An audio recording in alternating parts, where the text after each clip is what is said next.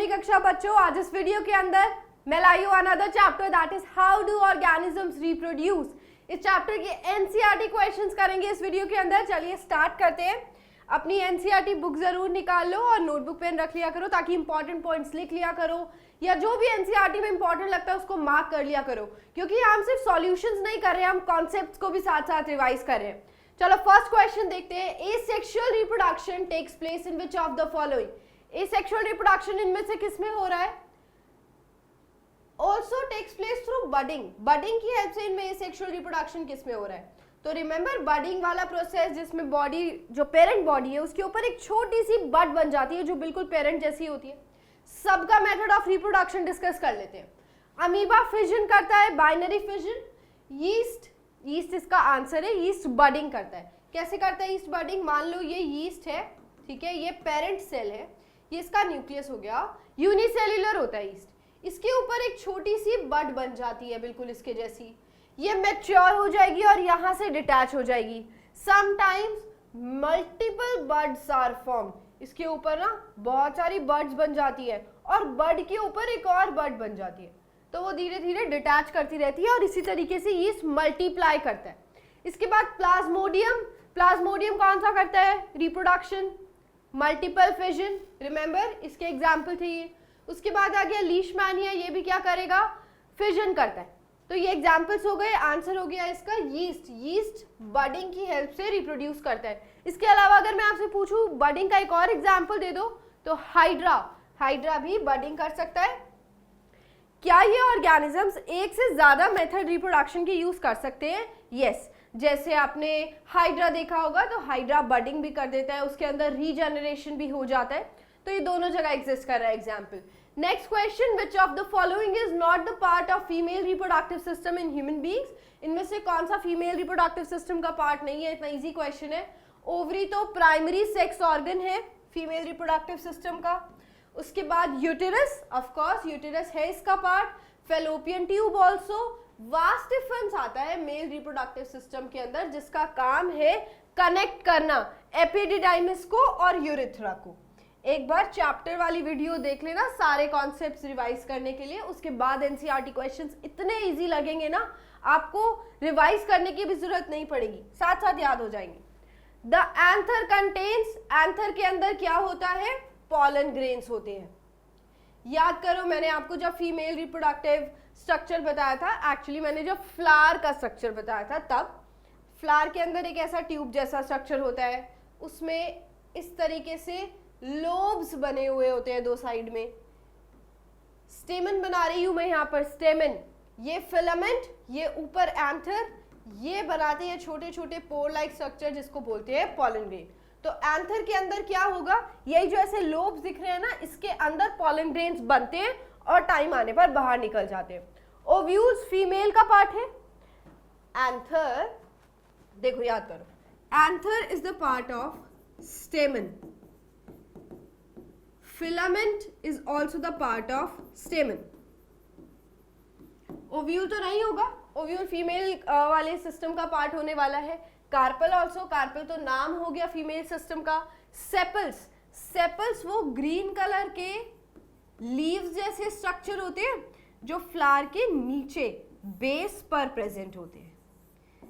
Flower हो गया ये, इसके बेस पर जो लीफ जैसा स्ट्रक्चर प्रेजेंट होगा उसको क्या बोलते थे? सेपल्स बोलते थे।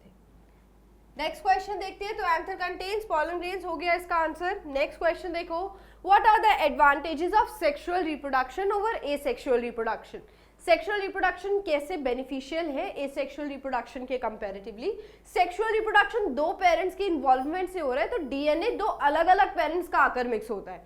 अब अगर हम आगे ना सोचे, आपको पता ना हो, तो आप सोचोगे दो अलग अलग पेरेंट्स का आ रहे हैं तो डिफिकल्ट प्रोसेस है, इसके एडवांटेजेस कैसे हो सकते हैं? तो देखो सेक्सुअल रिप्रोडक्शन में दो पेरेंट्स का डीएनए कॉपी होने की वजह से वेरिएशंस आ रही हैं, बदलाव आ रहा है, तो स्पीशीज का सर्वाइवल अच्छा हो रहा है, बढ़ रहा है। सिर्फ यही इसका बेनिफिट नहीं है, आपको इसका अच्छा खासा आंसर लिखना है। एसेक्सुअल रिप्रोडक्शन के अंदर तो जो ऑफस्प्रिंग है यानी कि नई जनरेशन है वो बिल्कुल आइडेंटिकल है। आइडेंटिकल मतलब exactly same to their parent, because they have same genes as their parent. सब कुछ सेम होगा क्योंकि जो डीएनए है वो एज इट इज कॉपी हो रहा है, तो सारे जीन सेम आ रहे हैं, कोई नया पेरेंट का डीएनए नहीं मिक्स होता, तो सेम फोटोकॉपी हो रही है एक तरीके से। इतने सेम होते हैं कि हम उसको बोलते हैं वो क्लोन है अपने पेरेंट का, ठीक है। So much genetic variation is not possible, ये एक डिसएडवांटेज है। डिसएडवांटेज क्यों है? क्योंकि ये आगे एवोल्यूशन नहीं होने देता। अब एवोल्यूशन क्यों होना है? क्योंकि एवोल्यूशन होने से ही हमारा सर्वाइवल बेटर होता जा रहा है। आप खुद ही देखो, एक बीटल्स वाला एग्जाम्पल सोचा करो अपने दिमाग में जो हेरिडिटी एंड एवोल्यूशन वाले चैप्टर में था, या फिर अपना एग्जाम्पल ही देख लो। एवोल्यूशन को सोचते हुए हम कितना इवॉल्व हुए। पहले क्या हम इस तरीके से एग्जिस्ट करते थे? हमारे एंसेस्टर्स से हम चेंज होकर आए हैं। आज हमारे पास टेक्नोलॉजी है because of this sharp brain we had, ठीक है। सो इस ब्रेन की जो पावर है, जो कैपेबिलिटी है इतना अच्छा काम करने की, वो इवॉल्व हुई है। पहले हमारे ब्रेन की इतनी कैपेसिटी नहीं थी। तो टाइम के साथ साथ, वेरिएशन के साथ साथ हमारा लिविंग बेटर होता जा रहा है, हम और ज्यादा कॉन्शियस होते जा रहे हैं। जो लिविंग बीइंग की, जो ह्यूमन बीइंग्स की एक स्पेशल पावर है कॉन्शियसनेस की, वो बढ़ती जा रही है। That is because of evolution. ये तो हमने अपनी बात करी, और एनिमल्स को देख लो, तो धीरे धीरे उनका सर्वाइवल बेटर होता जा रहा है, वो एवोल्यूशन की वजह से आया है। अगर सारे ऑर्गेनिजम्स सेक्सुअल रिप्रोडक्शन करते तो ये एवोल्यूशन नहीं आ पाता, ठीक है। आगे देखो, in sexual reproduction the offspring although similar to their parents, हम भी हमारे पेरेंट्स के सिमिलर हैं, मतलब ह्यूमन बीइंग्स को ही जन्म देगा, but still we are very much different, we have so many different characteristics, we are not identical to them or to one another. This is because the offspring receive some genes from the mother and some genes from the father. दो अलग अलग human beings की jeans हमारे अंदर आ रहे हैं, दो अलग अलग ह्यूमन बींग्स के जीन्स आ रहे हैं। Because of the mixing of these genes अलग सा कॉम्बिनेशन क्रिएट हो जाता है, इसलिए जेनेटिक वेरिएशन है। Sexual reproduction leads to greater variety in population. तो ये अब आप लिख लोगे, आपको समझ आ गया कि सेक्सुअल रिप्रोडक्शन क्यों बेटर है। आगे देखो, what are the functions performed by testis in human beings? What are the main functions जो testis बना रहा है ह्यूमन बींग्स के अंदर? फर्स्ट जो मेन फंक्शन हो जाएगा, मैंने आपको चैप्टर में भी याद कराया था, hormone testosterone. Testosterone hormone testis के अंदर ही प्रेजेंट होता है। अब ये हार्मोन ही रिस्पॉन्सिबल है सारे के सारे मेल कैरेक्टरिस्टिक्स देने के लिए। फॉर एग्जाम्पल, जितने भी प्यूबर्टी के टाइम पे कैरेक्टरिस्टिक्स आ जाते हैं एक मेल के अंदर, एक बॉय के अंदर, जैसे कि डीपनिंग ऑफ वॉइस, मतलब वोकल कोड्स ना डेवलप हो जाते हैं, तो जो वॉइस है वो बहुत ज़्यादा डीप होने लग जाती है, ठीक है, एडम्स एप्पल की ग्रोथ होने लग जाती है। इसके बाद ग्रोथ, हाइट ग्रोथ हो सकती है, पूरी बॉडी की ग्रोथ होगी, तो growth in body. Suddenly growth देखते हो ना आप, समर वेकेशन में बॉयज जाते हैं, बच्चे जाते हैं अपने घर, और फिर एक बार समर वेकेशन से होने के बाद जब 13-14 के होते हैं तो इतने ज़्यादा उनकी हाइट बढ़ जाती है, बियर्ड आ जाती है, बिल्कुल ड्रास्टिक चेंज हमें देखने को मिलता है। That is the time of puberty. वो इस टेस्टोस्टेरोन हार्मोन की वजह से आता है। अगर हम एज वाइज बात करें तो गर्ल्स में प्यूबर्टी थोड़ी जल्दी आती है, बॉयज में थोड़ा सा लेट आती है, ठीक है। So growth in body, height की बात हो रही है यहाँ पर, and growth in pubic hair. Pubic hair मतलब hair in the genital areas, that is called pubic hair. Growth in pubic hair and in the armpit areas also. So these are certain changes. One more thing, formation of sperms. This is also very important feature of testis. Testis के अंदर ही तो sperms बनते हैं, तो आप लिख सकते हो second main function, sperms are formed here. Right, यहीं पर स्पर्म्स की फॉर्मेशन होती है। चलो अब देखो आप कैसे लिख के आओगे। After the stage of adolescence, spelling याद नहीं होती तो प्यूबर्टी लिखाना। Testis produce male gametes in the human males which are called as sperms. Male gamete या फिर मेल वाला सेल बनना शुरू हो जाता है जिसको स्पर्म्स बोलते हैं। A hormone called testosterone is produced. Testosterone controls the development of reproductive organs. अरे एक बात करना तो हम भूल ही गए यहाँ पर, इसका जो मेन फंक्शन था, that it is responsible for development of the whole reproductive system. Testosterone ही आगे जाके सिस्टम को मैच्योर कर देता है। फॉर एग्जाम्पल टेस्टोस्टेरॉन आगे जाके और ज्यादा टेस्टिस को मैच्योर कर रहा है, पीनिस की डेवलपमेंट हो जाती है, सारी जो ऑर्गन्स रिप्रोडक्शन के लिए रिस्पॉन्सिबल है उनका डेवलपमेंट स्टार्ट हो जाता है। ठीक है, आगे देखो। एंड सेकेंडरी सेक्सुअल कैरेक्टर्स, ये सेकेंडरी सेक्सुअल कैरेक्टर्स क्या है, जो अभी मैंने आपको प्यूबर्टी के बाद लिखवाया ना, इससे पहले वो सारे के सारे सेकेंडरी सेक्सुअल कैरेक्टर्स थे। मुस्टाच का आना, बियर्ड आ जाना, ये सारे मेल के सेकेंडरी सेक्सुअल कैरेक्टर्स थे। Why does menstruation occur, menstruation क्यों होता है? सबसे पहले तो मेंस्ट्रुएशन फीमेल बॉडीज के अंदर होता है। क्यों होता है मेंस्ट्रुएशन? ड्यू टू अनफर्टिलाइजेशन या फिर when the egg is not fertilised, ऐसे लिखते हैं। मेंस्ट्रुएशन अकर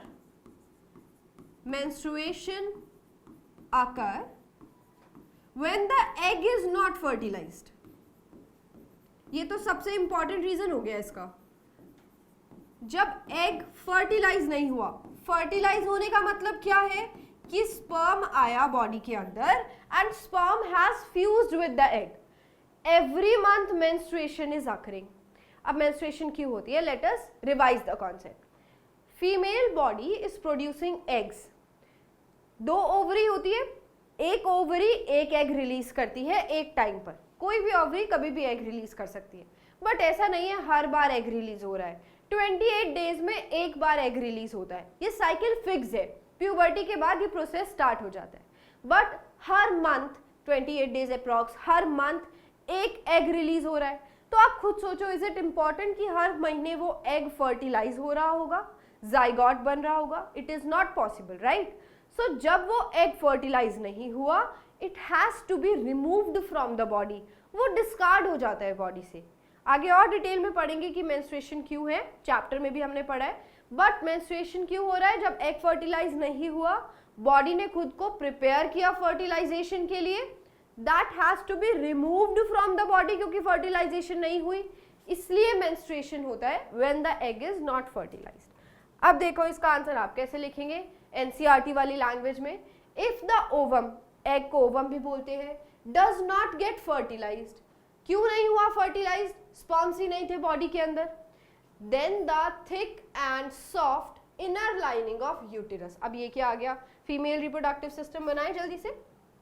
देखो मैंने आपको क्या बोला, स्पर्म्स नहीं होंगे बॉडी के अंदर, एग फर्टिलाइज नहीं हुआ तो मेंस्ट्रुएशन होगा। एक और रीजन, यहाँ पर हम फीमेल रिप्रोडक्टिव सिस्टम का डायग्राम देखो, एक क्लाउड यहाँ बना दिया करो, एक क्लाउड यहाँ बनाया आपने, उसके बाद एक इस तरीके से ट्यूब बनानी है, यहाँ से थोड़ी सी स्वोलन ऐसे उठी हुई और यहाँ से इस तरीके से, ठीक है।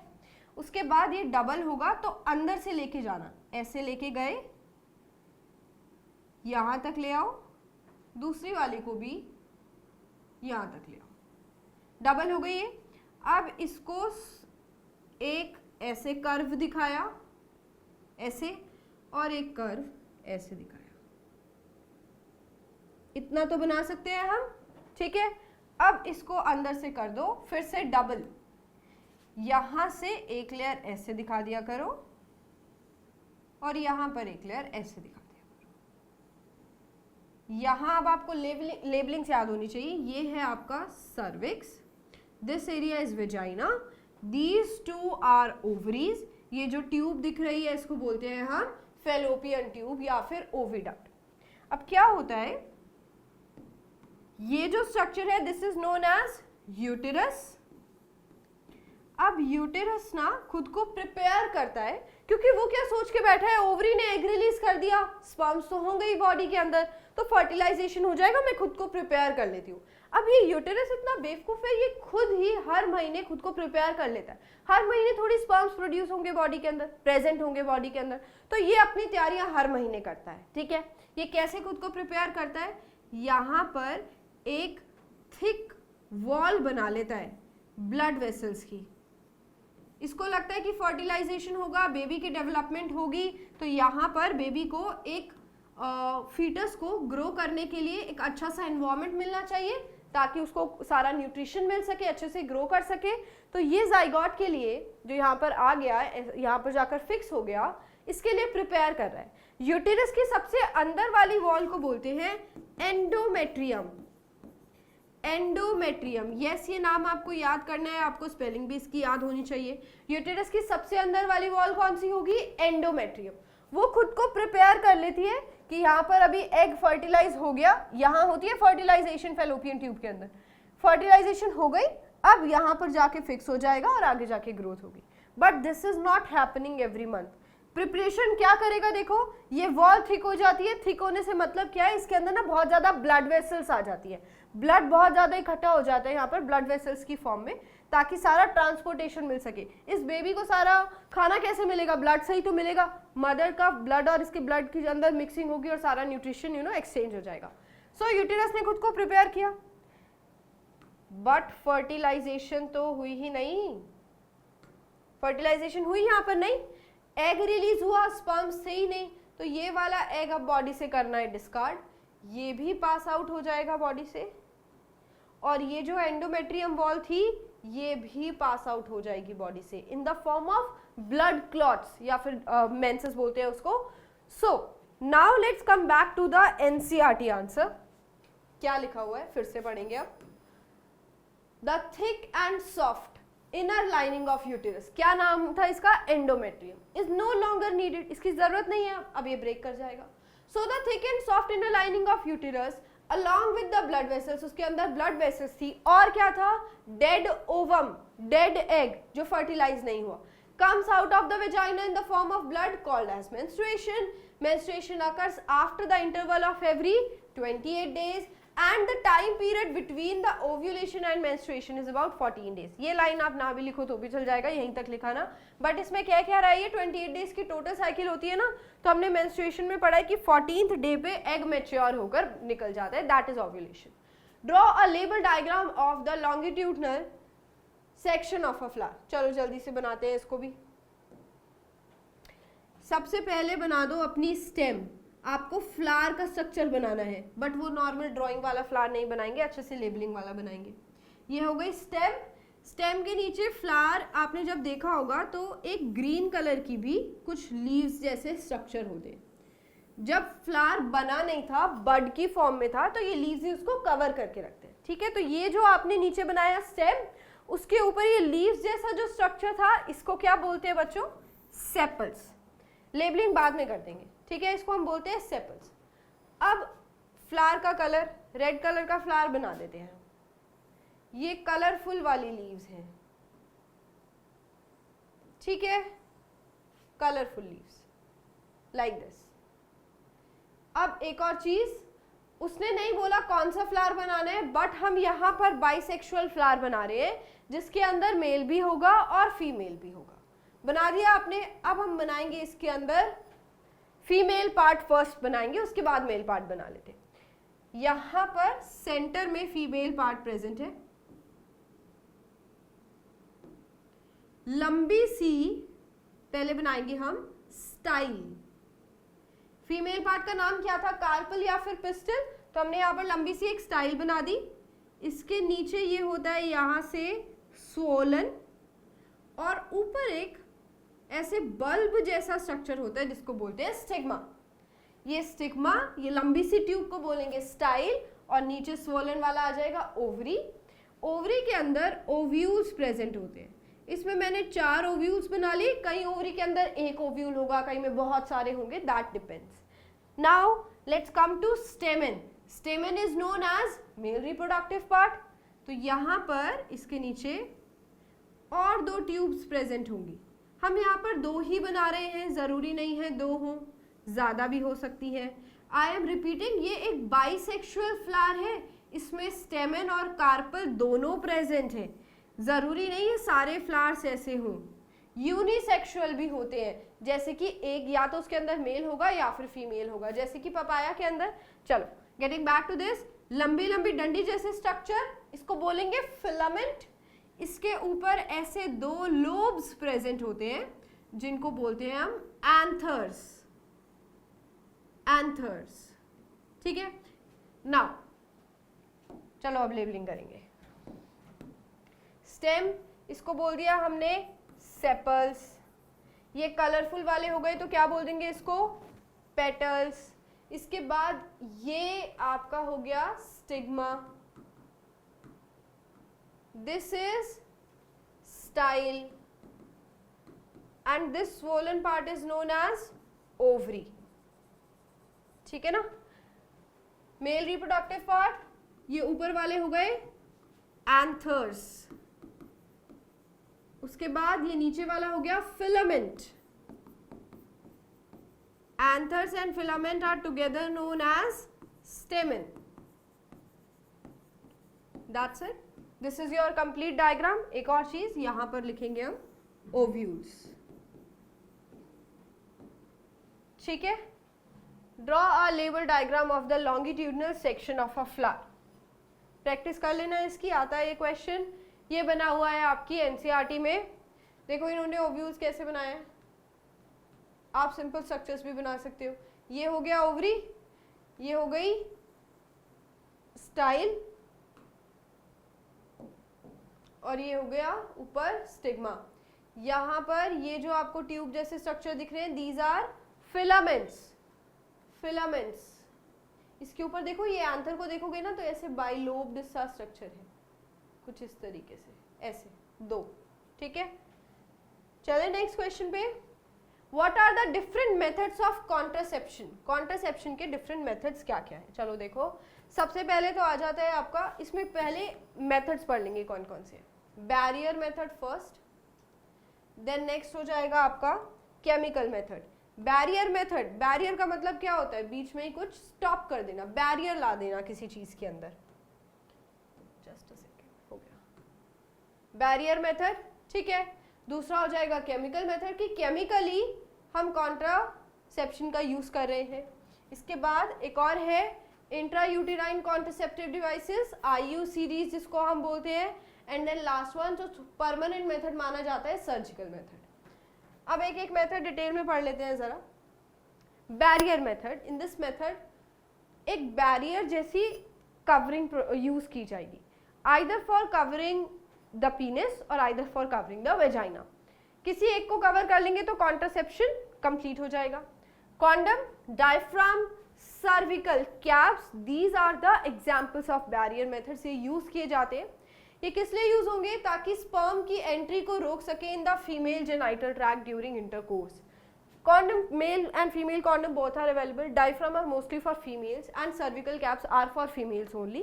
So by covering the system, sperms will be released, but fusion नहीं होगा, fertilization नहीं होगा. That is the meaning of contraception, right? कि हम fertilization को रोक सके. Barrier method.